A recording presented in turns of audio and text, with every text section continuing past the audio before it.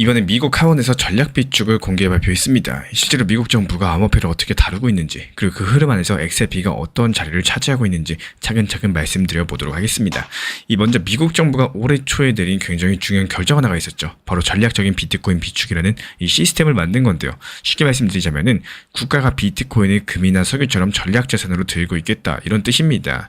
우리나라가 비상사태에 대비해서 원유나 곡물 비축하는 것처럼 미국도 디지털 시대에 맞춰가지고 비트코인을 전략 자산으로 지정을 한 거죠. 그런데 여기서는 중요한 포인트가 있습니다. 이 공식 문서에서는 오직 비트코인만 전략 비축 대상으로 적혀 있다는 거. XRP, 이더리움, 솔라나 이런 코인들은 아예 목록에조차 없습니다. 그렇다면 왜 시장에서는 XRP도 포함된다더라, 이런 얘기가 돌았을까요? 그 이유는 현재 트럼프 대통령이 개인 SNS에서 비트코인 말고도 여러 가지 디지털 자산을 준비금에 넣을 수 있다, 이런 식으로 발언을 했기 때문이에요. 그리고 그 안에 XRP도 언급이 되면서 잠깐 시장이 들썩였던 거죠. 하지만 다시 한번 강조드리면은 이 공식 문서에서 XRP 편입 계획 자체가 없어요.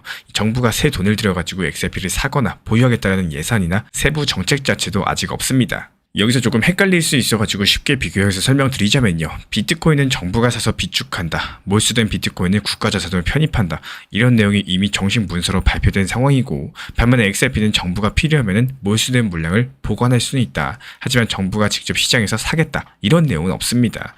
다음으로 많이 궁금해하시는 게 바로 연방의회 움직임인데요.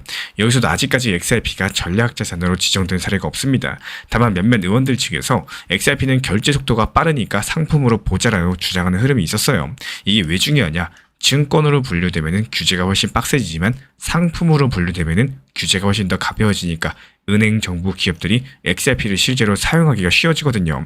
그래서 이 미국 의회 차원에서 어떤 결론이 나느냐에 따라 가지고 이 XRP의 미래 판도가 크게 달라질 수가 있겠습니다. 또 하나 궁금해하실 부분이 바로 주정부는 XRP를 전략자산으로 보유하는지 여부입니다. 결론부터 말하면 아직까지는 없는데요. 텍사스, 뉴햄프셔, 아리조나 같은 여러 가지 주에서 비트코인을 비축하는 법안을 통과시킨 곳은 있습니다. 하지만 거의 대부분이 비트코인만 해당되고요. XRP를 공식적으로 보유하겠다, 전략자산으로 삼겠다, 이런 법안은 아직까지 확인되지 않았다라는 거. 다만 예외적으로 아리조나주에서 모든 디지털 자산을 비축할 수 있다, 관련 법안을 낸 적이 있기 때문에 이 법안 속의 정의에 따르면요, XRP도 포함될 수가 있었죠. 근데 이 법안은 주지사 거부권으로 최종 통과되지 못했습니다. 즉 가능성이 보이긴 했지만 아직까지 현실이 되지는 못했다는 거, 이 정도만 이해하시면 될 것 같고요.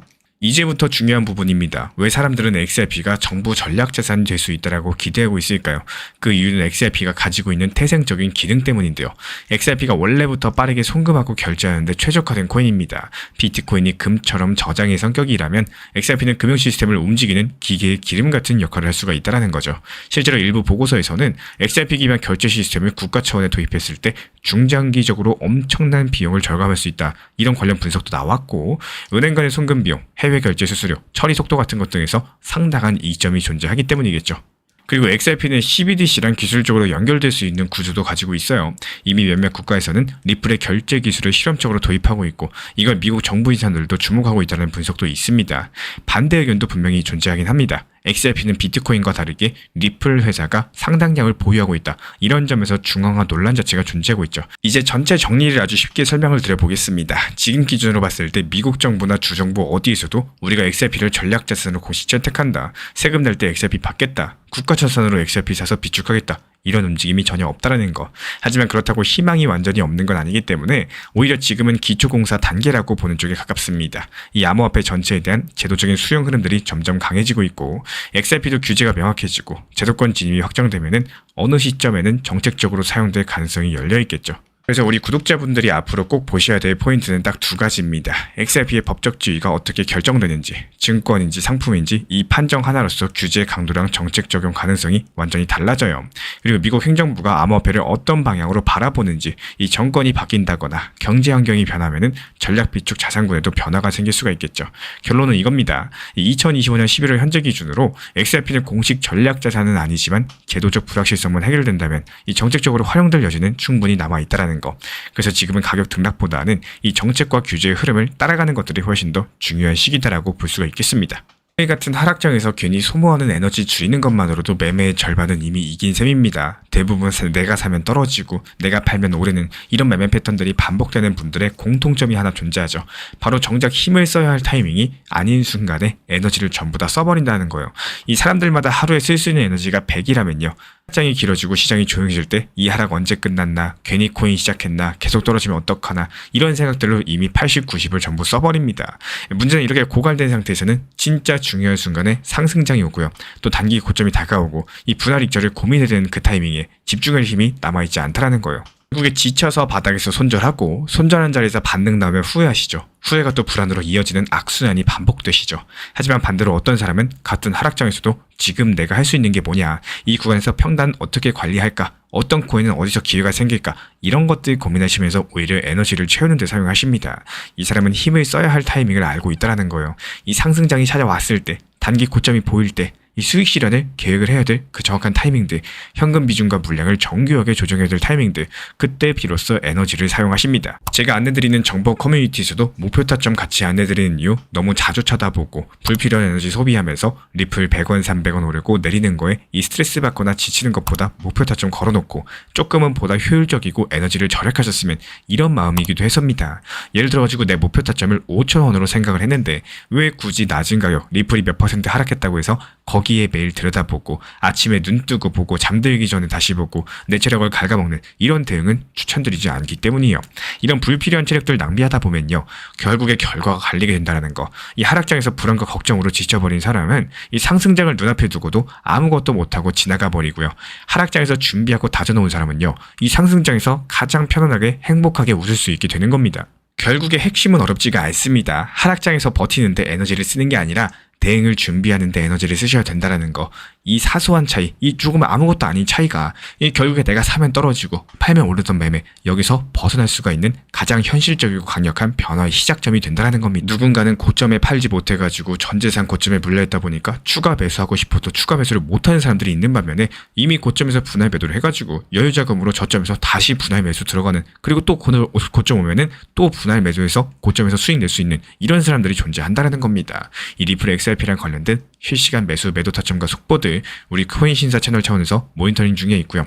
반등 타점에서 빠르게 실시간 브리핑 도움 드리고 있기 때문에 신사 채널 구독해주신 분들 중에서 우리 실시간 커뮤니티방 입장 원하시는 분들은 현재 보이는 번호로 문자 신청 주시면 입장 도움 드리도록 하겠습니다. 이번에 우리 신사 채널에서 운영 중인 실시간 XRP 커뮤니티에서 3,150원 매수해서 단기간에 3,650원 익절 전략을 도움드린 바 있습니다. 그리고 이게 단순한 감이 아니라 구조적인 판단의 결과였어요. 그리고 우리 신사 채널에서 3,150원 구간을 매수 타점으로 본 이유는 총 3가지였습니다. 먼저 과거의 스윙 저점과 매물대가 겹친 수요가 완벽한 구간이었었고, 그리고 단기랑 중기 이동평균선이 평탄화되면서 추세 전환을 준비하던 흐름이었습니다. 그리고 RSI랑 MACD 지표가 동시에 바닥 신호를 내면서 모멘텀 회복을 예고됐던 구간이었죠. 즉 하락의 끝이 아니라 리셋이었다는 거예요. 그리고 나서 3,650원 익절 구간에서는 완전히 반대의 구조가 나타났습니다. 이 캔들은 윗꼬리가 길어졌고 거래량은 피크치 이후에 감소세를 보였고 RSI가 과열권 둔화되면서 MACD 지표는 고점을 낮추면서 모멘텀 약화를 선행했습니다.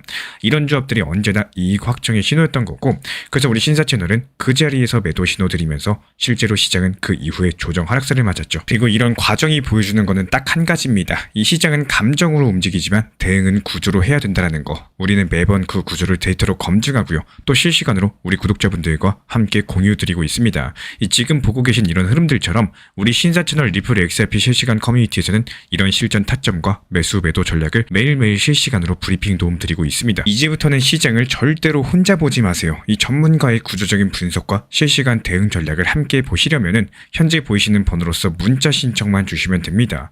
우리 신사 채널은 언제나 우리 구독자분들과 같은 투자의 언어로서 데이터로서 증명하는 실전 브리핑 이어가도록 하겠습니다. 다른 거 바라지 않습니다. 구독과 좋아요, 알람 설정만 눌러주시고 따라와 주시기 바랍니다. 오늘 영상도 끝까지 함께 해주셔서 정말로 감사드립니다. 우리 구독자분들에게 코인 신사 채널은요, 단순한 투자 채널이 아닙니다.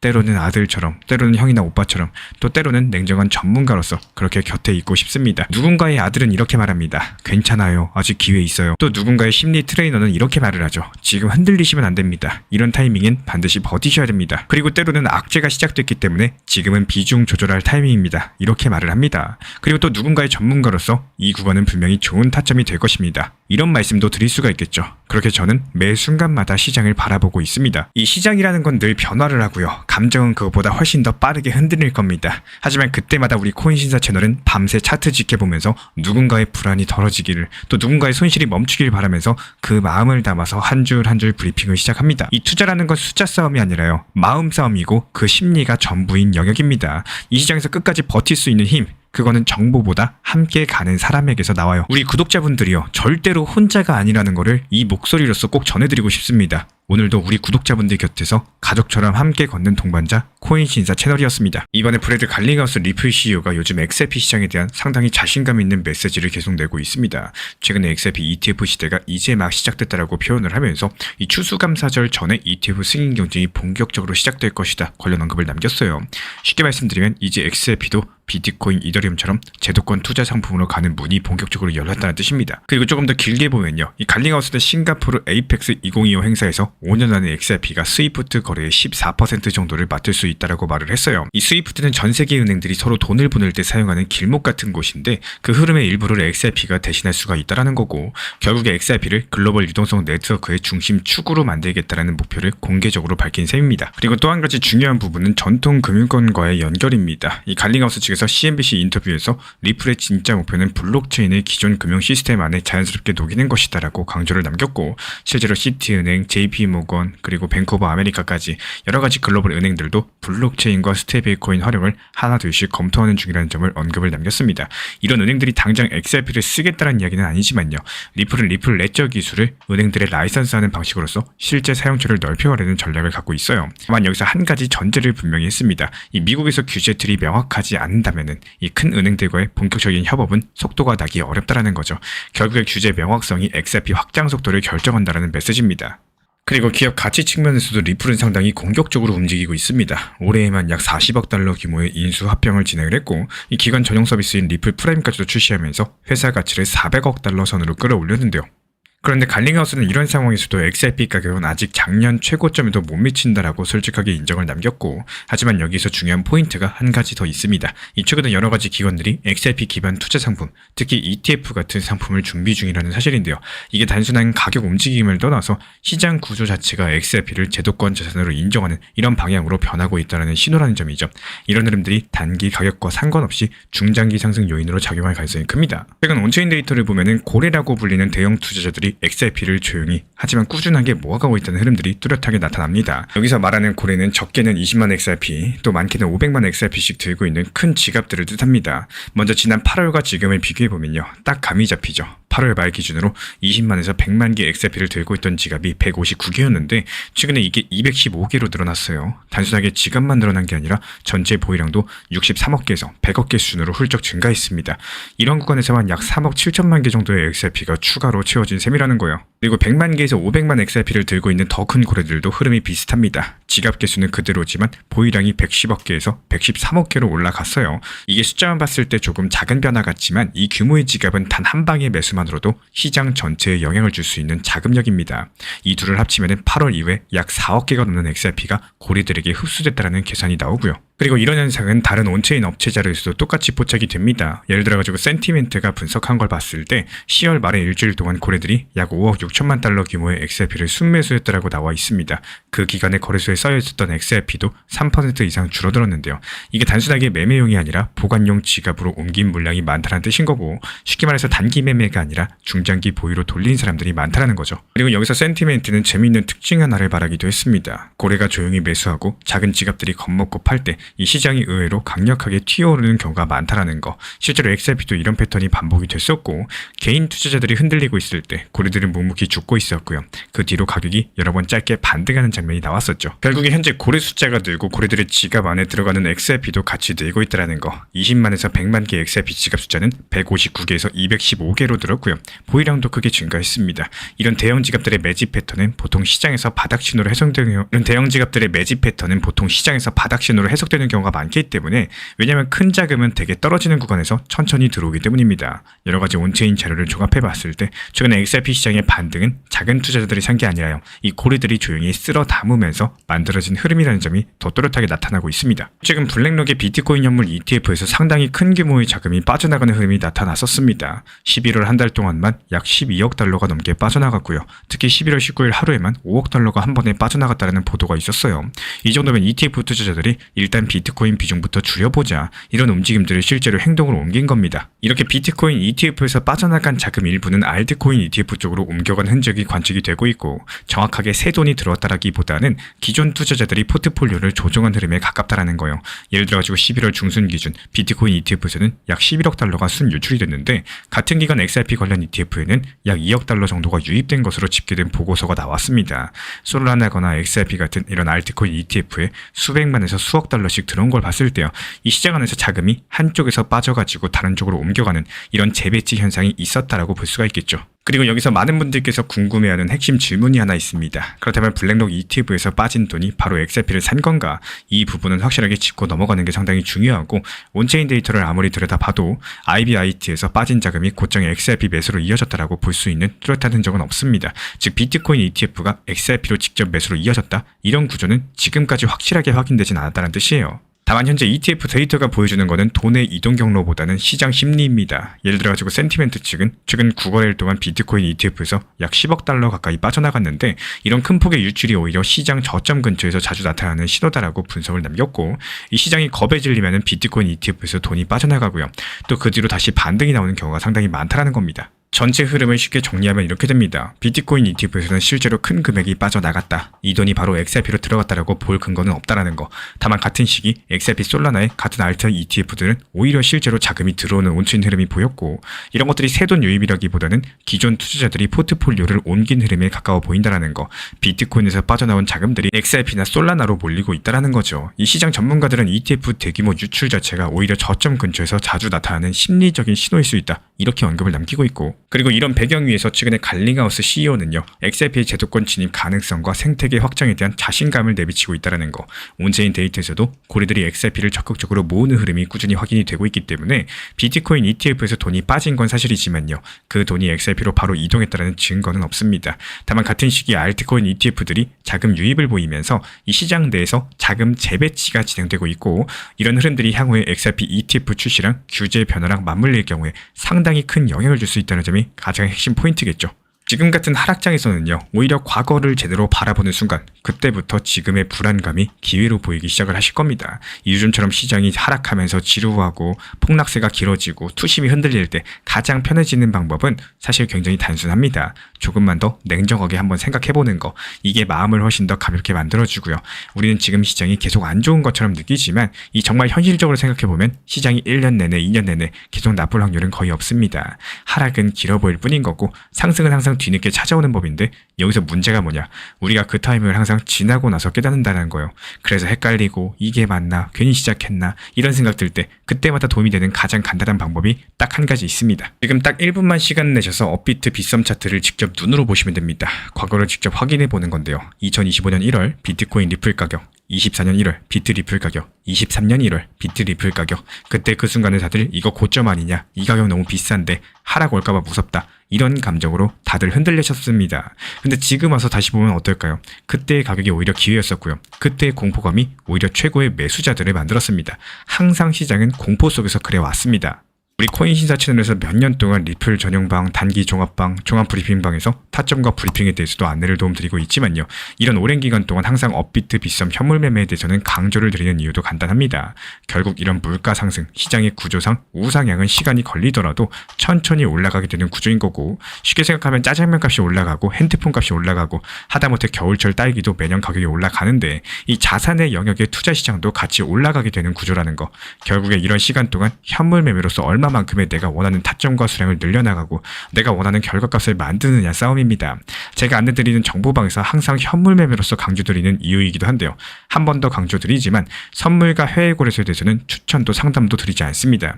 업비트 비썸 현물 매매에 대해서만 필요로 하시고 브리핑, 단기 고점, 단기 저점에 대한 타점에 대해서 참고해보시고자 하는 분들만 신청 주시면 되는 겁니다.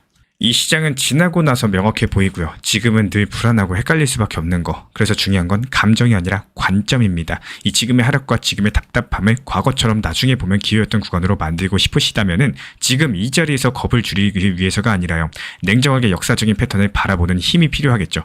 결국 시장은 늘 같은 메시지를 반복합니다. 공포 속에서 기회가 생기고 혼란 속에서 방향성이 만들어지고 지금 보기엔 높은 가격도 시간이 지나면 모두 저점이 되어 있습니다. 결국 살아남는 사람은 감정으로 흔들리는 사람이 아니라 과거에서 힌트를 찾아서 현재를 해석할 줄 아는 사람. 이 지금의 불안함도 지금의 가격도 이 시간이 지나면요. 오늘의 우리가 분명히 말해줄 겁니다. 아, 그때가 기회였구나. 오늘 영상도 끝까지 함께 해주셔서 정말로 감사드립니다. 우리 구독자분들에게 코인신사 채널은요. 단순한 투자 채널이 아닙니다. 때로는 아들처럼, 때로는 형이나 오빠처럼, 또 때로는 냉정한 전문가로서 그렇게 곁에 있고 싶습니다. 누군가의 아들은 이렇게 말합니다. 괜찮아요. 아직 기회 있어요. 또 누군가의 심리 트레이너는 이렇게 말을 하죠. 지금 흔들리시면 안 됩니다. 이런 타이밍엔 반드시 버티셔야 됩니다. 그리고 때로는 악재가 시작됐기 때문에 지금은 비중 조절할 타이밍입니다. 이렇게 말을 합니다. 그리고 또 누군가의 전문가로서 이 구간은 분명히 좋은 타점이 될 것입니다. 이런 말씀도 드릴 수가 있겠죠. 그렇게 저는 매 순간마다 시장을 바라보고 있습니다. 이 시장이라는 건 늘 변화를 하고요. 감정은 그것보다 훨씬 더 빠르게 흔들릴 겁니다. 하지만 그때마다 우리 코인신사 채널은 밤새 차트 지켜보면서 누군가의 불안이 덜어지기를 또 누군가의 손실이 멈추길 바라면서 그 마음을 담아서 한 줄 한 줄 브리핑을 시작합니다. 이 투자라는 건 숫자 싸움이 아니라요. 마음 싸움이고 그 심리가 전부인 영역입니다. 이 시장에서 끝까지 버틸 수 있는 힘 그거는 정보보다 함께 가는 사람에게서 나와요. 우리 구독자분들이요. 절대로 혼자가 아니라는 거를 이 목소리로서 꼭 전해드리고 싶습니다. 오늘도 우리 구독자분들 곁에서 가족처럼 함께 걷는 동반자 코인신사 채널이었습니다. XRP 2750원 단기 저점 매수가 무사히 체결이 됐습니다. 그리고 방금 전 예상했던 단기 되돌림이 그대로 들어오면서 현재 가격 2,800, 2,900원 선까지 반등 중에 있는데요. 사실 이런 순간이 가장 어렵습니다. 막 빠지던 시장이 갑작스럽게 되돌림 반등 나올 때 이 대부분의 투자자분들께서 아 여기서 팔아야 되나 이거 더 들고 가야 되나 아니면 아까 못 산 거 다시 들어가야 되나 이 마음이 한 번에 복잡해지시곤 합니다. 하지만 우리 신사 채널 구독자분들이라면 흔들릴 이유가 전혀 없겠죠. 왜냐면 저점 분할 매수, 단기 되돌림, 분할 익절까지 처음부터 시나리오대로 딱딱 움직이고 있기 때문입니다. 이번 2750원 구간은 단순한 반등 자리가 아니라 시장이 크게 흔들릴 때 이 가능성이 가장 높은 저점 리스크 완충지대였어요. 그래서 저는 흔들리지 않고 바로바로 매수책을 안내드리면서 지금처럼 시장이 되돌아오면은 자연스럽게 단기 분할 매도 전략으로서 다음 타점 이어가는 흐름입니다. 지금 시점에서 필요한 건 욕심이 아니라 이 흔들리는 구간에서 마음을 지키는 힘입니다. 시장이 올라타는 사람보다 원칙을 지키는 사람이 결국에 수익을 가져가시고요. 지금처럼 실시간 타점과 속보, 전략들이 중요해지는 시기에서는 혼자 대응하기가 너무 어려우실 거예요. 잘못 들어가면 당일에도 5에서 10% 금방 손실 나버리죠. 그래서 실전 대응을 원하시는 분들은 제가 직접 실시간 타점 속보 드리고 있는 신사 채널 리플 XRP 실시간 커뮤니티 방에 들어오시면 됩니다. 입장 원하시는 분들 현재 보이는 번호로 문자 신청 주시면 입장 도움 드리고 있고요. 흔들릴 때 잡아드리는 손이 진짜 실력입니다. 지금처럼 중요한 자리에서는 더더욱 함께하는 게 안전합니다. 혼자 가지 마시고 다 같이 함께하세요. 구독과 좋아요, 알람 설정만 부탁드리고 우리 채널이 움직일 수 있는 원동력입니다. 오늘도 차분하게 원칙 지키면서 가신다면 이 시장은 결국에 준비된 사람에게 돌아온다는 사실 기억해 주시기 바랍니다. 미국 연준에서 다가오는 12월달 금리 결정 회의를 앞두고 시장이 긴장감 속에 있습니다. 여기서 전 세계 시장 전문가들은 이번 회의에서 금리 동결 가능성이 높아졌다라고 전망을 남기고 있는데요. 만약에 연준이 금리를 동결한다면 단기적으로 봤을 때 비트코인은 전고점인 6만에서 8만 달러 구간에서 횡보할 것으로 보인다는 분석이 나와주고 있고 근데 이렇게 저금리 기대감이 꺾인 상황에서 XRP 리플 투자자분들은 어떤 의미를 찾을 수가 있을까요? 이 표면적으로 봤을 때 연준의 금리 동결 전망 자체가 위험 자산에 부담을 줍니다. 실제로 11월 초 금리 인하 기대감이 낮아지는 순간 주식과 암호화폐 시장은 약세를 보였었고요. 비트코인 가격도 큰 폭으로 하락을 했습니다.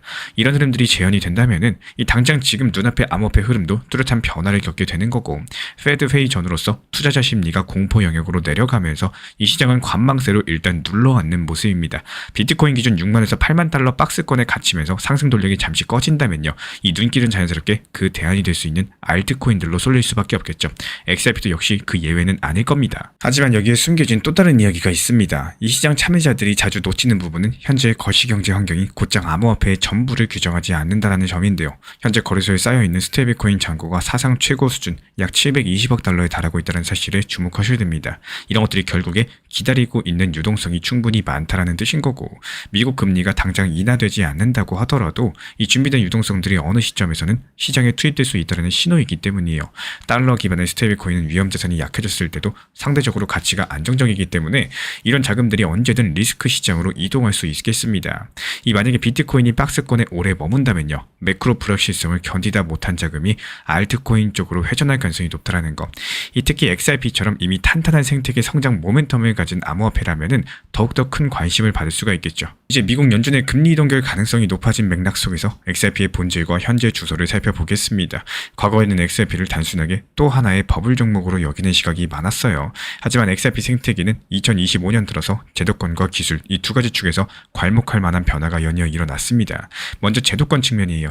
올해 한 해만 해도 리플사가 미국 뉴욕 감독국에서 USD 연동 스테이블코인 RLUSD 발행 허가를 받았습니다. 2024년 12월 공식 런칭 이후에 RLUSD는 빠르게 발행량을 늘려갔고 현재 10억 달러를 돌파했는데요.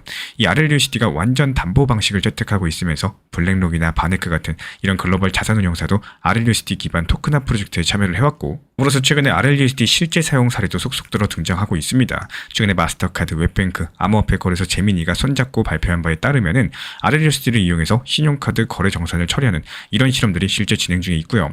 전통적으로 카드사랑 은행 간의 정산에서는 1일에서 3일 정도 시간이 걸리던 것들이 RLUSD 기반 블록체인을 쓰면 거의 즉시 몇 초 만에 완료가 될 수 있다는 거. 이 프로젝트가 전 세계 카드 거래를 블록체인으로 처리하는 가능성을 시험하는 첫 번째 사례로 꼽히겠죠. 리플사 부사장 모니카 롱 측에서는요, 소비자들이 이미 익숙한 신용카드 결제 뒤에서 블록체인의 속도랑 효율성을 가져오는 것들이 목표다라고 밝혔고, 즉 리플 레저가 기존 금융의 핵심 인프라로 자리 잡을 수 있다, 이런 것들을 보여주는 상징적인 사건이겠습니다. 디파이 확장도 XRP 생태계의 중요한 축인데요. 리플 레저 메인넷 자체에도 분산 원장을 통한 디파이 기능이 존재했었지만 2025년 6월 여기서 정식 가동된 리플 레저 EVM 사이드체인은 그 상황을 크게 바꿨습니다. 이 사이드체인은 이더리움과 완전히 호환되는 스마트 컨트랙트를 도입하면서 개발자가 솔리디티 기반의 DApp을 배포할 수 있게 해줍니다. 결과적으로 이더리움 생태계의 많은 애플리케이션들이 리플 레저로 유입될 수 있는 이런 길이 본격적으로 열렸다는 거고, 이런 변화 속에서 대표적인 예가 바로 MXRP입니다. 미다스 프로토콜이 발행한 MXRP는요, 사용자가 보유한 XRP를 예치하면은 이 자산을 일정 전략으로서 운영해가지고 얻은 수익을 분배하는 구조의 토큰인데요. 최근에 MXRP는 BNB 체인까지도 진출하면서 48만 명 정도의 BNB 체인 XRP 보유자들에게 새로운 수익 기회를 제공하기 시작을 했고요. 그리고 전통 금융기관과의 협력 확대도 XRP의 중요한 동력입니다. SBI 및 일본을 비롯한 글로벌 은행들은 이미 리플렛을 활용해가지고 송금 처리 비용을 절감하면서 이 정산 시간을 줄여나가고 있는데요. 전통적인 국제 송금 방식은 스위프트 같은 시스템을 이용하면서 며칠씩 걸리지만 XRP에서는 ODA 서비스에서는 송금이 3에서 5초 내에 완료가 됩니다. 실제로 SBI 리밋 CEO는 XRP를 우리 세대의 부의 이전 수단이다, 이렇게 평가할 정도로 은행권에 관심이 높아졌다라고 밝혔어요. 리플사가 미국 OCC에 은행 인가를 신청한 것도 XRP의 실제 사용을 크게 늘릴 수 있는 계기가 될 것이라고 봤습니다. 이것뿐만 아니라 유럽에서는 리플 레저랑 세파를 연결하는 POC 프로젝트도 공개가 됐습니다. 이 실험에서 약 5,000개 이상의 유럽은행이 ILP랑 리플 레저를 통해서 유로를 즉시 송금하는 시험까지도 가능했었는데, 이런 노력들이 전통 금융망의 블록체인 기술을 접목시키면서 유럽의 거대 결제망과 리플 레저를 자연스럽게 연결하는 시도로 평가가 되고 있고요. 이런 모든 흐름들을 종합해봤을 때 현재 시장은 표면적으로 연준 리스크나 여러가지 대외 불확실성이 눌려가지고 위축된 것으로 보입니다. 단기적으로 비트코인이 박스권에 갇히는 동안에 암호화폐 시장에는 준비된 유동성이 계속 쌓이고 있고요. 이런 시장에서 자금이 자연스럽게 알트코인으로 이동하게 될 거라는 거, 또 그중에서도 XRP는 드물게도 여러가지 호재가 겹친 상태입니다. 앞서 말씀을 드렸던 것처럼 RLUSD 같은 제도권 스테이블코인의 성장, 리플렛 파트너십 확대, 디파이 기능의 강화까지도 여러가지가 동시에 진행이 되면서 XRP의 미래 가능성을 뒷받침해주고 있다는 거예요. 단기적으로 봤을 때 현재 금리 동결로 위험자산 심리가 위축되면요, 당장은 매도 압력이 강해질 수가 있기 때문에 손절매 같은 리스크 관리가 상당히 중요합니다. 반면에 중기 투자자는 비트코인과 알트코인의 자금 흐름들을 면밀히 보셔야 돼요. 예를 들어가지고 비트코인이 8만 달러 구간에 머물면서 모멘텀을 잃어버리게 된다면은 이 고점에서 유동성이 알트로 이동할 가능성이 커질 거라는 거. 특히 XRP는 앞서 언급드린 것처럼 펀더멘털이 뒷받침이 되어 있기 때문에 단기적인 조정 하락세 이후에 회복할 여력이 상당히 큽니다. 단기 투자자분이라면은 이런 단기 시장의 소음보다는 XRP 생태계 자체의 이런 구조적인 변화를 중요시 보셔야 됩니다. 앞서 말씀드린 것처럼 이 RLUSD라거나 제도권 채택 사례가 늘어나고 글로벌 결제 인프라로서 신뢰가 쌓이기 시작하는 점, 이런 것들이 중장기적인 성장 요인이 될 수밖에 없고 XRP의 가격을 끌어올리겠죠. 게다가 최근에 XRP 네트워크의 사용자 숫자랑 거래량이 기록적인 상승세를 보이고 있다는 점도 상당히 긍정적인 시그널입니다. 실제로 많은 우리 구독자분들께서 물어보시는 게 이 금리 동결, 12월 달에 금리 동결된다라고 했을 때 즉시 XRP 가격 급등을 보장하진 않습니다. 이 대신에 금리 인하 기대감이 좌절되면서 위험자산 전반적으로 약세를 보인 시점에 오히려 저가 매수 기회가 올 수가 있다는 거예요. XRP가 비트코인과 일정 정도 상관관계가 있지만요. 이 단기 조정 하락세 뒤에는 펀더멘털에 기반한 반등장이 나타날 가능성이 높다라는 거 기억해 주시기 바라고요. 그리고 현재 시점 비트코인이 8만 달러대까지 떨어졌죠. 그리고 장차 6만에서 8만 달러 박스권에 머무를 거다, 뭐 이런 전망이 나오고 있는데 XRP는 어떨까요? 라고 물어보시는 분들도 계셨습니다. 이 비트코인의 움직임은 전체 시장 심리를 반영을 합니다. 하지만 XRP는 비트코인과는 다르게 은행과 기업 파트너십, 스테이블코인 활용 같은 여러가지 스토리가 강화된 자산입니다. 비트코인이 단기간에 크게 빠지더라도 XRP가 상대적으로 보합이나 저점 매수의 흐름을 보일 수가 있다는 거. 이 결국에 중요한 거는 비트코인의 동향과는 별개로서 XRP의 기술 발전과 제도권 진출 상황이겠죠. 그렇다면 이런 상황에서 스테이블코인 보유량이 중요하다고 했는데 이게 왜 그럴까요? 현재 거래소에 쌓인 스테이블코인은 720억 달러 정도입니다. 쉽게 말씀드려서 시장에 준비된 달러가 많다는 뜻이에요. 이 시장 심리가 돌변해서 리스크 자산으로 돌아갈 때 이 스테이블코인이 가장 빠르게 투입되는 자금원이 됩니다. 따라서 스테이블코인 잔고 증가되면은 향후 자산 매수 재개라는 흐름에서 쏠 수 있는 실탄이 많이 있다. 이런 것들을 염두에 둘 필요가 있겠죠. 그리고 많은 분들께서 하시는 실수인데요. 이 단타 하시는 분들이 흔히 한두 번의 급등락 뉴스에만 집중해서 시장을 판단하시곤 합니다. 예를 들어가지고 XRP가 어떤 날 급등하면 그 이유를 정확히 파악하지 못하고 무조건 따라서 매수했다가 오히려 급락할 때 손해를 보시기도 합니다. 이런 패턴이 반복되는 구조적인 원인은 여러 가지 요인을 동시에 살펴보지 않기 때문인데요. 가격만 보고 XRP가 드디어 간다 이러고 고점에서 추격 매수하시기보다는 앞서 다룬 제도권 신호나 기술적인 발전도 함께 고려할 줄 아셔야겠죠. 당분간 시장 투자자들이 관망세 유지하면서 내부 조정을 겪을 가능성이 크다라는 거. 다만 이 거래소의 풍부한 스테이블코인 잔고는 바닥에서의 지지 역할을 해줄 수가 있겠습니다. 인플레이션 둔화라거나 지정학적 리스크 완화에 따라서 연준 기조가 변하게 되는 경우에 위험자산의 기회가 찾아올 수 있다는 거예요. 만약에 연준 측에서 1분기나 2분기에 금리 인하를 시작한다, 그럼 약세를 겪은 암호화폐 시장이 호재가 되겠죠. 그리고 비트코인이 다시 한번 반등에 성공하면 시중 자금들은 자연히 알트로 돌아가기 마련입니다. 이때까지 XRP는 이미 제도권 인프라로 자리 잡은 채로 상승 추세에 동참할 것으로 보이고, 반대로 인플레이션이 계속 높다면요, 연준은 긴축을 유지할 수 있겠습니다. 다만 이런 경우에 바이낸스 같은 여러가지 거래소 기반의 알트 시장도 당분간 박스권을 유지하거나 소폭 하락할 수 있어요. 다만 리플 XRP는 중장기 관점의 코인이기 때문에 오히려 위기가 기회가 될 수 있다는 거 기억해 주시기 바랍니다. 중장기적으로 2026년부터는 XRP가 이제 크립토 코인 그 이상의 의미를 가지게 될 겁니다. 규제 리스크가 제거되고 대규모 인프라가 구축되면서 글로벌 금융체계에 편입될 가능성이 커질 텐데요. 실제로 2025년 말 첫 번째 XRP ETF가 상장됐죠. 기관 투자자들 사이에서 XRP의 실제 활용 가치에 대한 기대감이 높아지고 있는 상황이에요. 이 향후에 인플레이션 안정과 함께 금리가 중장기로 낮아진다면은 이 자산시장 전반의 유동성이 풍부해질 거고, 이때 XRP는 송금 정산 인프라로서 그리고 중앙은행 디지털 화폐나 토큰화 자산의 결제 수단으로 쓰일 수가 있다는 거. 특히나 머지않아 도입될 영지식 증명 기반 프라이버시 토큰과 프로토콜 수준의 대출 기능은 기관들에게 상당히 매력적으로 작용을 할 겁니다.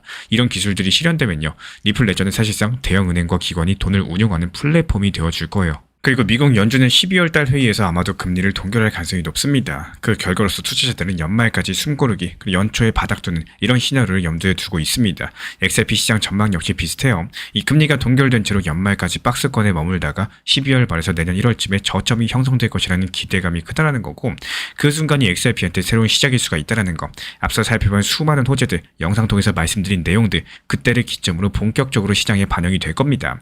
결국에 지금 우리는 연준의 발표를 기다리면서 그 배경에 숨겨진 복잡한 이야기를 이해하셔야 되는 거고요. 우리 구독자분들도 이런 흐름들 주시해 주시기 바랍니다. 지금 시점에서 미국 연준의 결정이야말로 이번 영상의 핵심 포인트고요. 그래서 이 제목이었구나 이러고 느끼실 수 있도록 말씀을 드려봤습니다. 이 나만의 루틴과 원칙이 있는 사람만이 시장의 소음에 흔들리지 않고 끝까지 롱런하시는 겁니다. 이 내용은 제가 안내드리는 정보방에서도 정말 중요하게 설명드리는 내용이기도 한데요. 원칙을 중심으로 두고 비중을 조절하고 시장이 좋고 안 좋고를 떠나서 원칙 매매를 잘 활용하신다면 오히려 하락장에서도 꾸준한 분할 매수, 그리고 상승장에서도 단기 고점에서 분할 매도를 통해서 쌓아나가는 원칙 매매의 전략을 활용하실 수가 있을 겁니다. 이 공포의 시장들, 하락장, 흔들릴 때 매수할 줄 알아야 되고, 반대로 박수치고 시장이 너무 좋을 때 또 매도할 줄 알아야 되겠죠. 이 투자를 오래 해보신 분들은 다들 공감하실 텐데, 사실 시장이 어렵고 복잡해서 힘든 게 아니라 아니라 내가 어떤 기준으로 움직여야 되는지 모를 때 가장 흔들리게 됩니다. 아침에 일어나서 뭘 볼지, 하락장이 와도 어떤 행동을 해야 되는지, 반등이 시작되면 어느 지점에서 분할할지, 이런 것들이 미리 정해져 있지 않으면 사람은 본능적으로 흔들릴 수밖에 없다라는 거. 여기서 좋다 하면 거기에 흔들리고, 저기서 위험하다 하면 또 불안해지고, 하락이 나오면 손이 덜덜 떨리고, 반등이 오면 또 놓칠까봐 조급해지고, 이러다 보면 결국에 내가 사면 떨어지고 팔면 오르는 이런 패턴들이 반복되는 거예요. 반대로 생각해보면요, 운동할 때도 똑같죠. 운동이 진짜 재밌어지고 몸이 변하기 시작하면 자연스럽게 아침에 조금 더 일찍 일어나게 되고요. 아침에 고단백으로 챙겨 먹게 되고, 술 약속보다 헬스장을 먼저 생각하게 되고, 삼겹살 대신 닭가슴살을 꺼내게 됩니다. 이유는 정말 간단해요. 내가 원하는 목표가 있고 그 목표에 맞는 루틴이 있으니까요. 투자도 똑같습니다. 내가 어떤 기준으로 매수할지, 어떤 구간에서 비중을 줄일지, 또 어떤 하락에서는 무조건 버틸지, 또 어떤 상승에서는 분할 익절을 해놓을지, 이런 것들이 스스로 정리가 되어 있으면 이 시장이 흔들려도 내가 흔들리지 않습니다. 그리고 이런 루틴은 지금 당장은 티가 안 나는데요. 시간이 누적되기 시작하면 그 차이가 정말 크게 벌어진다는 거. 남들은 매일 시장 소식에 휘둘리고 감정으로 사고팔고 그때그때 분위기가 따라 흔들리는데, 루틴이 있는 사람은 똑같은 시장에서도 더 냉정하게 보고 안정적으로 대응하면서 꾸준하게 쌓아갑니다. 결국에 이런 차이가 몇 달 뒤, 몇 년 뒤 정말 무서운 격차로 나타난다는 거. 오늘 투자 루틴 하나를 만드는 것들이 이게 별거 아닌 것 같아도요, 돌아보면 그게 가장 큰 변화를 만든 첫걸음이었다, 이렇게 느끼실 날이 분명히 오게 되실 겁니다. 오늘 영상도 끝까지 함께 해주셔서 정말로 감사드립니다. 우리 구독자분들에게 코인신사 채널은요, 단순한 투자 채널이 아닙니다. 때로는 아들처럼, 때로는 형이나 오빠처럼, 또 때로는 냉정한 전문가로서 그렇게 곁에 있고 싶습니다. 누군가의 아들은 이렇게 말합니다. 괜찮아요. 아직 기회 있어요. 또 누군가의 심리 트레이너는 이렇게 말을 하죠. 지금 흔들리시면 안 됩니다. 이런 타이밍엔 반드시 버티셔야 됩니다. 그리고 때로는 악재가 시작됐기 때문에 지금은 비중 조절할 타이밍입니다. 이렇게 말을 합니다. 그리고 또 누군가의 전문가로서 이 구간은 분명히 좋은 타점이 될 것입니다. 이런 말씀도 드릴 수가 있겠죠. 그렇게 저는 매 순간마다 시장을 바라보고 있습니다. 이 시장이라는 건 늘 변화를 하고요, 감정은 그것보다 훨씬 더 빠르게 흔들릴 겁니다. 하지만 그때마다 우리 코인신사 채널은 밤새 차트 지켜보면서 누군가의 불안이 덜어지기를, 또 누군가의 손실이 멈추길 바라면서 그 마음을 담아서 한 줄 한 줄 브리핑을 시작합니다. 이 투자라는 건 숫자 싸움이 아니라요, 마음 싸움이고 그 심리가 전부인 영역입니다.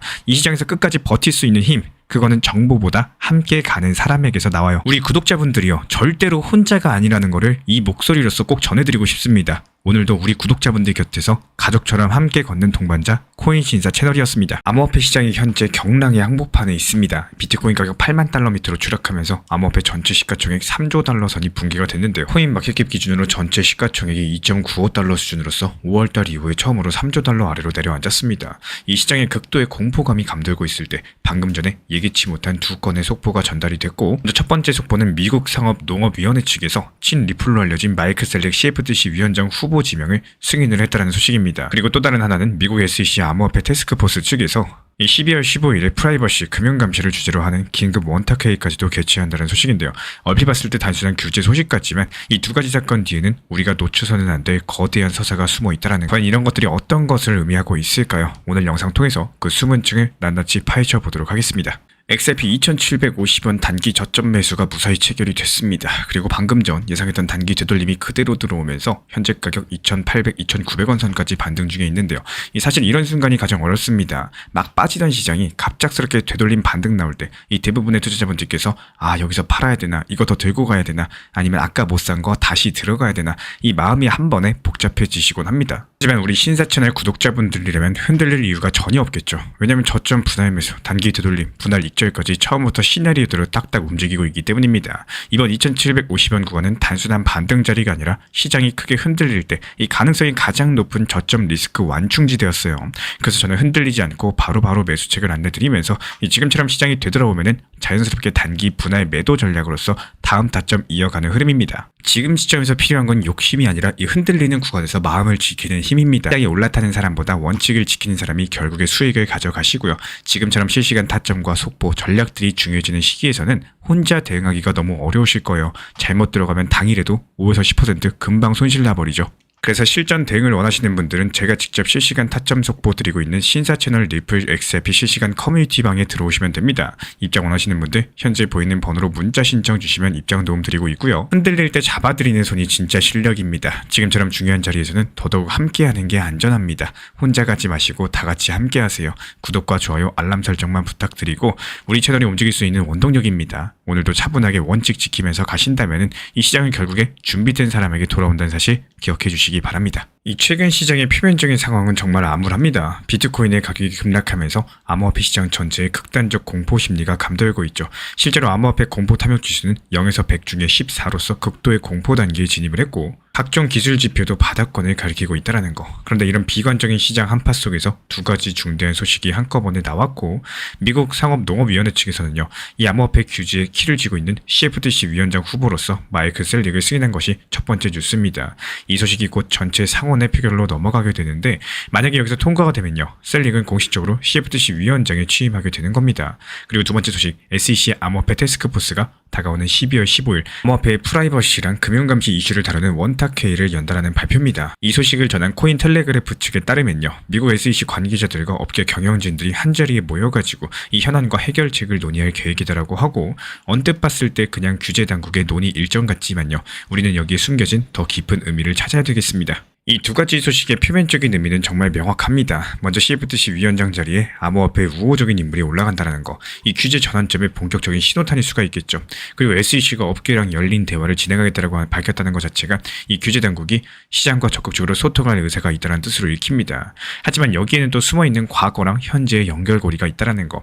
이 암호화폐 시장에서요. 친 리플 인사 그리고 암호화폐 원탁회의라는 이 두 단어가 동시에 등장했다는 것은 우연일까요? 이 각 사건 뒤에는 사람들이 잘 알지 못했던 흐름들이 작동하고 있다는 거고 이번 영상 통해서 숨은 본질을 파고 들어가지고 왜 이것이 XRP 투자자들에게 상당히 중요한 이슈인지 하나씩 짚어나가 보도록 하겠습니다. 먼저 첫 번째 축은 마이클 셀릭 후보의 정체와 배경입니다. 이 셀릭은 현재 SEC 암호화폐 태스크포스의 수석 법률 고문을 맡고 있죠. 암호화폐랑 관련된 규제 전문가로서 손꼽힌다라는 거고 작년 당시 트럼프 대통령이 차기 CFTC 위원장으로 공식 지명했는데 여기서 암호화폐 업계에서는 특히 리플 우호적 인사로서 널리 알려져 있습니다. 이 과거 리플 사태가 한창일 때 여러 차례 공개적으로 발언을 했는데요.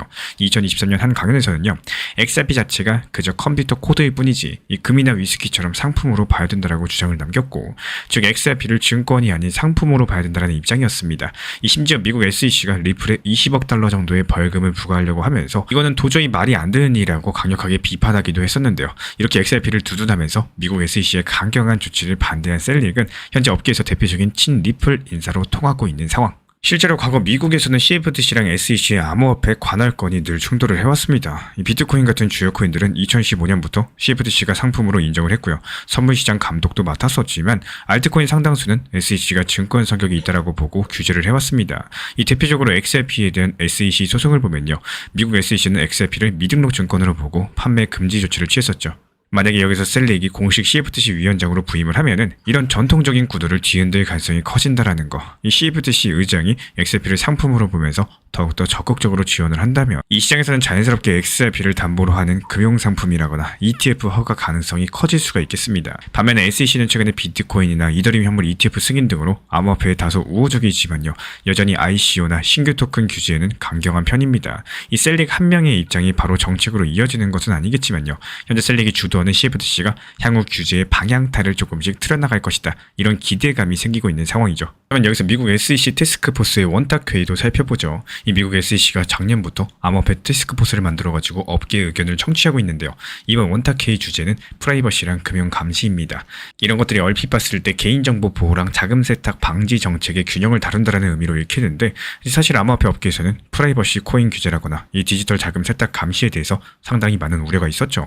이번 회의에서는 주요 암호화폐 기업 임원들과 미국 SEC 위원 등이 참석을 하면서 업계의 목소리랑 규제 방안을 논의할 예정이고 특히 리플과 관련해가지고는 리플이 출범한 리플 레저가 이 거래 투명성과 속도에 특화된 구조를 갖고 있어서 개인정보 보호 이슈랑 거리가 상당히 먼 편입니다. 그럼에도 리플은 전통 금융권과 협업하기 위해서 여러가지 KYC 솔루션을 개발 중인데요. 이 규제 당국과 긴밀하게 소통하는 몇 개 안 되는 암호화폐 기업입니다. 현재 SEC가 주도하는 이 원탁회의에서는 리플의 어젠다가 직접 언급될지 미지수겠지만 적어도 암호화폐 전반을 관통하는 이 기준 마련 논의 과정에서 리플의 기술적, 비즈니스적 이런 사례가 참고될 가능성은 충분하다라는 거고 결과적으로 이번 SEC 회의는 겉으로 사생활 보호 가운데 금융 감시를 주제로 하지만요. 이 실제로는 규제의 환경을 수정 정비하는 전환점이 될 수 있다는 것이 핵심입니다. 이렇게 과거랑 지금을 연결해보면요. 두 가지 뉴스가 시사하는 바가 분명해집니다. 과거 유사 사례를 떠올려볼까요? 예를 들어가지고 2018년 당시 ICO 붐 당시에 미국 SEC는 알트코인 대부분을 증권이라고 봤죠. 그러고 강력한 단속을 시작했습니다. 그 결과로서 업계는 자금 조달 방식 전환 같은 여러 가지 큰 변화를 겪었었다는 거고, 그리고 2021년 비트코인 등의 여러 가지 급등 급락기에는 각국 규제 당국은 암호화폐 법적 지위를 명확히 하려는 시도를 늘렸습니다. 이런 것과 비교하면요. 현재 미국에서 CFTC 의장으로서 친암호화폐 인사가 임명될 가능성이 있다는 사실은 상당히 중요한 분기점이겠습니다. 만약에 이런 논의 자체가 없던 세계였었다면은 XRP를 둘러싼 불확실성은 여전히 해소되지 못한 채로 암호화폐 기업들은 투자자를 구하기 어려웠을 거고, 하지만 지금은 과거랑은 다르게 업계랑 규제 기관 간의 소통이 점점 늘어나고요. 이 제도적인 틀도 정비되는 과정에 있다는 겁니다. 특히나 한국을 포함한 다른 나라들도 암호화폐를 법제 정비하고 있는데, 예를 들어 가지고 유럽연합은 미카 법안을 통과시키면서 이 스테이블코인 거래소 규제를 명문화했고요. 한국도 정부 차원에서 가상자산 기본법을 준비 중에 있습니다. 미국도 역시 이번 소식들을 기점으로써 암호화폐 정책의 큰 그림을 새로 그릴 가능성이 높고요. 이제는 미국 내부 시스템이 이번 사건을 어떻게 실제로 작동시키는지 단계별로 살펴보겠습니다. 먼저 CFTC 위원장 임명의 과정을 보죠. 단계 1번, 지명과 인준입니다. 작년 당시 트럼프 대통령이 셀릭을 CFTC 위원장 후보로 공식 발표했었고, 올해 초에 인준 청문회에서 셀릭은 암호화폐를 중요한 우선 과제라고 강조를 남겼습니다. 그리고 나서 오늘 상업농업위원회 인준 승인까지도 이르렀죠. 그리고 나서 다음 단계는요. 이 전체 상원 표결입니다. 여기서는 여당과 야당 간의 정파적인 이해가 맞물릴 거예요. 농업위의 인준이 당선 라인으로 통과가 된 만큼 이 본회의에서도 표결 처리가 유력하지만, 만약에 이런 것들이 미국 의회에서 법안 승인을 통해서 암호화폐 규제 범위를 명확히 하려는 움직임이 일어나게 된다면 이 절차가 복잡해질 수도 있다는 거. 어찌됐든 간에 셀릭이 위원장에 오르면은 그 다음 세 번째 단계로 넘어가게 되는 겁니다. 3단계에서 셀릭은요. CFTC를 이끌면서 실제 규제 방향성을 조정하게 될 겁니다. CFTC가 전통적으로 파생상품 시장을 감독해왔었지만, 이제 셀릭이 암호화폐에 큰 관심을 보이고 있는 만큼 이 직간접적으로 암호화폐 시장 구조에도 영향력을 발휘할 수가 있다는 거. 예를 들어가지고 XRP랑 같은 이런 토큰의 분류 문제에서 이 CFTC가 보다 적극적인 목소리를 낼 수가 있겠고, 현재 미국 법정에서는 미국 SEC가 XRP를 증권으로 볼지 CFTC가 상품으로 볼지 갈등이 존재하고 있는데요. 이 새 위원장이 출연하면은 이 논쟁의 판세가 달라질 수가 있겠죠. 그리고 셀릭은 금융구조 개선을 요구해왔던 벤처 캐피털계랑도 가깝습니다. 실제로 헥슬레이트, 아크 인베스트 같은 여러 가지 주요 투자자들은 이번 셀릭의 CFTC 지명을 완전히 환영을 했고요. 그런 점에서 2023년 2월 미국 SEC의 비트코인 이더리움 ETF 승인 같은 것들도 셀릭 같은 인사 배경에서 이해해 볼 수가 있겠습니다. 이렇게 셀릭이 임명이 되면요. CFTC는 아마도 시장 구조 개선과 법적인 명확성 제공에 초점을 두기 시작을 할 겁니다. 예를 들어가지고 현재 논의 중에 있는 암호화폐 시장 법안이 미국 의회에 통과했을 때 SEC랑 CFTC 간의 권한 분리가 명확해질 수가 있겠죠. 이런 변화가 일어나면 누가 이득을 볼 수가 있을까요?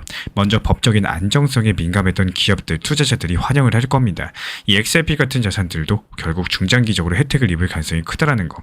반면에 미국 SEC의 기존 입장을 고수하던 세력들, 예를 들어가지고 증권거래감독팀, 일정 부분 입지가 약해질 수가 있겠죠. 모든 규제가 그런 것처럼 표면적으로 봤을 때 시장 보호가 목적이지만요. 그 속에서는 누가 규제 칼자루를 치느냐, 이 싸움이기도 합니다. 한편 미국 SEC 원탁회의 절차도 살펴보셔야 됩니다. 먼저 회의 준비랑 발표였습니다. 앞서 말씀드린 것처럼 SEC 태스크포스는 12월 15일 원탁회의를 공표했고, 여기서 2단계는 업계와의 공개적인 토론이겠죠. 이 실제 회의에서는 다양한 참석자들이 의견을 나누게 될 텐데, 이런 것들이 시장 참여자들의 요구사항을 직접 청취하는 과정입니다. 그리고 다음 단계는 후속 조치입니다. 회의하고 나서 SEC가 내부 협의를 통해서 이 가이드라인을 정하거나 또 법규 개정을 제안할 수도 있겠죠. 예를 들어가지고 지난 8월 당시 SEC가 발표했던 보도 자료에 따르면은 이미 전국을 순회하면서 암호화폐 스타트업들의 목소리를 듣고 있는 상황입니다. 이런 맥락에서 다가오는 12월 달 회의는요. 현장에서 수렴된 목소리를 종합해서 최종적인 방안을 마련하는 자리라는 거. 이에 당사자를 보면은 업계 입장에서는 프라이버시 지키면서 또 자금 세탁 방지의 경계를 명확하게 하길 원할 거고, SEC 측에서는 투자자 보호랑 금융 안정이라는 이 목적들을 고려하게 될 겁니다. 여기서 표면적인 구조랑 숨은 구조를 구분할 줄 아셔야 돼요. 표면적으로 봤을 때 회의를 한다는 것 자체가 소통입니다. 하지만 그 숨은 구조는 정책 결정 과정의 일부예요. 예를 들어가지고 일반인들은 이 회의가 그저 미루어졌던 의제들을 논의하는 자리에 불과하다고 생각할 수도 있겠죠. 하지만 실제로는 미국 SEC가 심도 있게 업계 의견을 청취해서 향후 규제 방향성을 정하려는 계획에 가깝습니다. 이런 점에서 회의는 무슨 소용이냐, SEC가 결국에 자신들의 기준만 강요할 것이다, 이런 회의론도 존재하는 것도 사실이지만 이 과거에도 여러 차례 비슷한 소통 과정이 있었는데 실질적인 변화로 이어진 사례가 적지 않았습니다. 참고로 SEC가 지난 봄에 워싱턴 DC에서 개최한 공개 라운드 테이블도 이 참석자 목소리를 토대로서 암호화폐 정책 방향을 검토하는 과정이었고, 그렇기 때문에 이번 회의의 중요성은 공개 논의 그 자체를 넘어서 SEC의 정책 로드맵을 결정짓는 열쇠가 될 수 있다는 점입니다. 자, 그렇다면 지금부터 중요합니다. 이런 변화들이 구체적으로 실제 산업과 기업에는 어떻게 영향을 미칠 수 있을까요? 이 리플사의 비즈니스 모델을 중심으로 보면요, 여러 가지 구조적인 변화가 상상이 됩니다. 리플은 주로 은행과 금융기관 같은 여러 가지 송금 솔루션 등을 제공을 하는데, 이런 것들을 위해서 XRP라는 자체 토큰을 유동성 공급용으로 활용하고 있죠. 만약에 미국 CFTC가 XRP를 상품으로 명확히 분류하고 기관들이 자유롭게 XRP를 거래할 수 있는 길을 터준다, 그렇다면 은행들의 XRP 도입 가능성도 커질 겁니다. 예를 들어가지고 해외 송금 업무를 하는 은행들이 현재는 XRP를 증권으로 보지 않는 해외 법인을 통해서만 협력하고 있다면요, 앞으로는 미국에서도 XRP를 직접 활용할 수 있을지 모르겠습니다. 이런 것들이 XRP의 수요랑 사용 사례를 크게 늘릴 수 있는 호재인 거고, 반면에 미국 SEC가 여전히 XRP를 불투명한 대상으로 보는 입장을 고수한다면 미국 금융기관들은 여전히 조심스러워할 겁니다. 따라서 CFTC 위원장 교체가 리플 사업 전략에 직접적인 영향을 줄 수밖에 없다는 거. 동일 산업 안에서 주요 기업들의 대응도 눈여겨볼 필요가 있겠죠. 예를 들어가지고 글로벌 결제회사나 뱅크앱스 같은 곳들 이미 블록체인 결제에 관심을 보이고 있고, 만약에 미국에서 규제 불확실성이 낮아지면은 이들 기업은 블록체인을 활용한 새로운 서비스 출시를 서두를 수도 있습니다. 여기서 경쟁사가 XRP 기반 서비스를 강화한다? 그러면 리플사로서는 오히려 새로운 기회가 커지는 거고, 물론 리플 자체적으로도 글로벌 송금 시장 확대에 박차를 가하면서 작년 당시 이 글로벌 파트너십을 대폭 늘려왔었지만요, 미국 금융당국의 입장이 상당히 우호적으로 바뀐다면 이 국내외 은행들과 보다 적극적으로 협업할 가능성도 있겠습니다. 실제로 한 가지 팩트 체크된 내용을 말씀드리면요, 이 JP모건 등 여러 가지 기관 분석가들은 시장 조정이 주로 소매 투자자들의 매도 탓이라고 진단을 했어요. 실제 JP모건 보고서에 따르면은 지난 11월 들어가지고 개인분들께서 비트코인, 이더리움 현물 ETF에서 약 40억 달러 정도를 매도했다라고 해요. 수치가 지난 2월달 이후에 최대 규모를 경신했다라고 하는데, 또 동시에 기관들은 이달 중주식 ETF에 수십조 원을 쏟아붓고 있습니다. 이런 점들을 감안하면 업계에서는 현재 큰 손들은 여전히 비축하고 있다, 이런 해석도 나오는 거고, 실제로 아크 인베스트먼트는요, 지난 11월 한 주에 코인베이스, 비트마인, 그리고 서클 같은 암호화폐 관련주를 대규모로 매수하고 있는 상황입니다. 이런 움직임들이 알려지면서 폭락장 속에서도 기관 투자자들은 적극적으로 매수 중이다, 이런 분석이 나오고 있는 상황이고, 이 리플과 XRP도 역시 같은 맥락으로 볼 수가 있다는 거예요.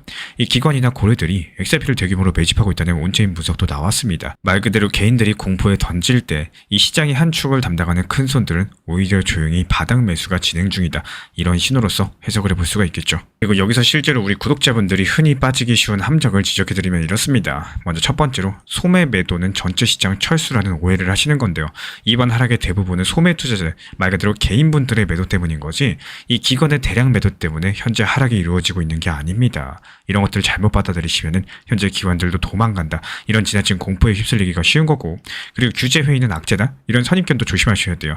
물론 강력한 규제라거나 나올 수 있겠지만 회의 자체는 업계 의견 수렴의 과정인 거고, 암호화폐 산업의 역사를 보면 규제 당국이 업계랑 협의해가지고 정책을 만드는 경우도 적지 않았다라는 거. 마지막으로 투매 중에는 무조건 빠져나와야 된다, 이런 단편적인 투자 관점도 위험합니다. 실제로 기관들은요, 반대로 이런 시기를 오히려 매수 기회로 보고 있을 수 있다라는 거. 반복해서 강조드리지만 현재 하락은 불안정한 환경을 반영하지만요, 반드시 더 크게 추락한다는 신호는 아닙니다. 오히려 역대 최악의 조정장치고는 흔히 볼 수 없었던 기회를 엿보고 있다라는 거죠. 이 시장 참여자들의 행동 패턴도 변화될 전망입니다. 단기적으로 변동성 장세가 이어지기 때문에 트레이더들은 더욱더 신속한 매매를 할 거고, 공포지수가 바닥을 찍으면 기술적인 매수세가 몰려들 거예요. 이 중장기 투자자들은 제도권 변화를 예의주시하면서 교육받은 투자자는 분할 매수로서 대응을 할 겁니다. ETF 이후의 시장 구조는 더욱더 성숙해질 거예요. 예를 들어가지고 비트코인 ETF 등장 이후에 기관 참여가 늘어난 것처럼 XRP 관련된 펀드나 규제 상품이 나온다면 이 자금 흐름 구조 자체가 바뀔 수 있다는 거. 현재 흐름이 계속 안정되면은 이런 제도적인 변화가 한꺼번에 맞물려서 상승세가 더욱더 가속화될 가능성도 있겠죠. 그렇기 때문에 지금은 오히려 기회의 문턱에 서 있는지도 모릅니다. 과거 역사에서 보면은 대폭락 같은 공포의 시기는 오히려 큰 손들이 저점 매수에 나서는 타이밍이었죠. 지금 우리가 목격하는 거는 이 여느 조정장과 차이가 있습니다. 이 소매의 추격 매도 속에서 시장의 밑바닥을 다지는 과정이기 때문에 이런 매도 흐름들이 완전히 끝나는 순간 상승 반전은 오히려 급격할 수가 있겠죠. 우리 구독자분들, 오늘 나온 이 두 가지 속보, 리플 인사 셀링의 CFTC 지명은 리플의 중장기적인 호재로 보입니다. 또 미국 SEC 12월 15일 원탁회의는 암호화폐 규제 대전환점이 나올 수가 있기 때문에 반드시 캘린더에 체크해 두세요. 이 소식들 한 발짝 떨어져가지고 구조적으로 이해하시면서 대응하신다면 이런 공포 장세 속에서도 기회를 발견하실 수가 있을 겁니다. 우리 신사 채널에서는요, 이런 흐름들 계속 모니터링하면서 영상이나 커뮤니티 통해서 다시 브리핑 도움 드릴 예정이기 때문에 이 공포 뒤에는 언제나 기회가 있다는 거 반드시 기억해 주시기 바랍니다. 라는 거는 오늘의 등락을 보는 게 아니라 내년의 흐름을 준비하는 사람이 결국에 물량을 늘리는 겁니다. 우리가 흔히 빠지는 함정이 하나 있죠. 지금 차트가 빠지면 또 떨어지네, 이거 매도해야 되나, 지금 반등 나면 지금이 저점이었나, 다시 올라타야 되나, 이런 생각들이 하루에도 몇 번씩 오가면서 정작 중요한 큰 흐름을 보지 못하게 된다는 점입니다. 하지만 정말로 오래가는 사람들은 관점이 조금 달라요. 하락장에서 불안해하지 않고 또 지금 내가 준비해야 될 거는 내년 반등 타이밍이구나, 이렇게 생각을 전환합니다. 즉 시장이 안 좋을 때는 지금 떨어지는 폭에 집중하는 게 아니라 언제쯤 다시 수급이 살아날지, 어느 구간에서 반등이 나올지 그 계획을 세우는 데 에너지를 쓴다라는 거, 하락장에서 해야 될 일은 공포를 느끼는 게 아니라 상승장을 맞이할 준비를 하는 겁니다. 반대로 시장이 좋을 때는 더 냉정해지셔야 돼요. 그때는 욕심을 내는 구간이 아니라 하락장을 대비하는 구간이기 때문에 물량을 조금씩 덜어내고 분할 익절해 주시면서 시장 조정이 왔을 때 다시 담을 수 있는 이런 현금 비중을 확보하는 구간입니다. 결국에 시장이 상승장일 때는 하락장을 준비하고 현금 비중을 확보해 놓는 매매 습관을 가지셔야 되는 거고, 반대로 시장이 하락할 때는 반등장과 상승장을 준비해서 낮은 단가에 열심히 비중을 늘리고 평균 단가 낮추셔야 되는 겁니다. 이런 흐름들이 반복되면 어떤 일이 생기냐? 평균적으로 10개를 들고 있던 리플이 한 번의 단기 고점과 한 번의 단기 저점을 지나면서 조용히 12개, 13개로 늘어나기 시작을 할 거예요. 이게 바로 시장을 이겨내는 게 아니라 흐름을 이용해서 물량을 늘리는 방식이라는 거. 제가 안내드리는 리플 정보방에서 시장이 좋을 때 오히려 전체적으로 분위기가 좋고 리플이 5,000원 돌파할 것 같고, 그런 분위기에서는 오히려 목표 타점을 통해서 이 적당 비중을 분할로 수익 실현을 통해서 현금 비중을 확보해 놓는 이유이기도 합니다. 결국에 내가 기분이 좋을 때 팔아야지 만족할 결과가 나오는 거지, 이 기분이 안 좋아질 때까지, 하락장이 찾아올 때까지 이렇게 기다렸다가 눈치 보면서 결국에 수익 실현 자체를 놓칠 필요가 없다라는 거 항상 강조드리지만요, 이 정보 커뮤니티에서는 원칙 매매, 목표 타점을 잘 활용하는 방향으로만 안내 도움 드리고 있습니다. 결국에 중요한 건 기술이 아니라 리듬인 거고 예측이 아니라 준비예요. 오늘의 빼기랑 더하기에 집중하는 분들은 계속 제자리에 흔들리고, 또 흐름을 길게 잡는 분들은 한 사이클 돌고 나면은 늘어난 물량과 낮아진 평단 보면서 조금 더 편안한 마음으로 다음 구간을 맞이하게 됩니다. 결국에 살아남는 건 하루의 변동이 아니라 사이클 전체를 준비한 사람이겠죠. 우리 신사 채널 차원에서 실시간 모니터링방, 리플 전용방 운영 중에 있기 때문에 우리 신사 채널 구독해 주신 분들 중에서 커뮤니티방 입장 원하시는 분들은 현재 보이는 번호로 문자 신청 주시면 입장 도움 드리겠습니다. 리플 XRP 투자에 있어서 이제는 투트랙 전략이 반드시 필요해지고 있습니다. 무턱대고 몰빵하거나 반대로 또 손 놓고 기다리는 시대는 끝났어요. 첫 번째 트랙은 매달 분할 매수하시면서 시장이 빠지든 말든 일정 비중으로서 리플을 꾸준히 모아 나가시는 겁니다. 이거는 시간과 리스크를 분산할 수 있는 가장 효율적인 전략인 거고, 그리고 두 번째 트랙은 남은 현금 비중으로 알트코인 단타로서 굴려 나갑니다. 수익이 나면은 그거를 다시 리플에 재투자하시면 되는 거고, 이게 바로 수익을 만드는 순환 매수 전략이 되실 거예요. 그런데 여기서 중요한 거는 단타 하실 때 조심하셔야 되는 거예요. 단타 매매 중독되면 끝장입니다. 이 매매 중독을 절대 조심하셔야 되는 거고, 예를 들어 가지고 시장이 과열인데도 지금 아니면 기회가 없다, 이런 조급한 생각에 RSI 지표가 이미 고점인데도 불안해서 또 들어가고 결국에 수익은커녕 손실만 쌓이게 되실 겁니다. 그래서 저희 채널 차원에서는 한 가지 원칙이 있습니다. 확률이 높은 날만 진입을 하세요. 그리고 시장 전체가 과매도 구간일 때, 비트코인 기준 RSI가 바닥을 찍을 때, 그때 알트코인 중에서 최근 거래량이 급등한 종목이 과매도의 경우 MACD, 볼린저 밴드, 이동평균선과 일목균형표 참고해서 신중하게 매수 진입 타점 들어갑니다. 그리고 그 외에는 아예 매매를 쉬는 날도 반드시 있어야지 진짜 단타인 거고, 그렇다면 이걸 어떻게 구별할 수 있는지 궁금하실 거예요. 여기서 챗 GPT가 등장을 합니다. 저희는 챗 GPT를 단순한 도구로 쓰지 않습니다. GPT한테 오늘 확률 높은 진입 타이밍이냐, 이렇게 물어볼 수 있게 맞춤 프롬프트를 사용을 하는데요. 그리고 그 결과에 저의 실전 매매 노하우 30%를 덧붙여가지고 GPT 시그널을 보완합니다. 어떻게 하는지 궁금하신 분들 GPT 검색력과 활용 전략을 이용해가지고 이 두 가지를 한 방에 알려드리고 있습니다. 현재 보이시는 번호로서 리플 단타라고 문자 남겨주세요. 지금 이 영상 보신 분들에게만 오픈합니다. 그냥 GPT 쓰는 법이 아니라 투자로 연결되는 GPT 사용법 지금 바로 알려드리도록 하겠습니다.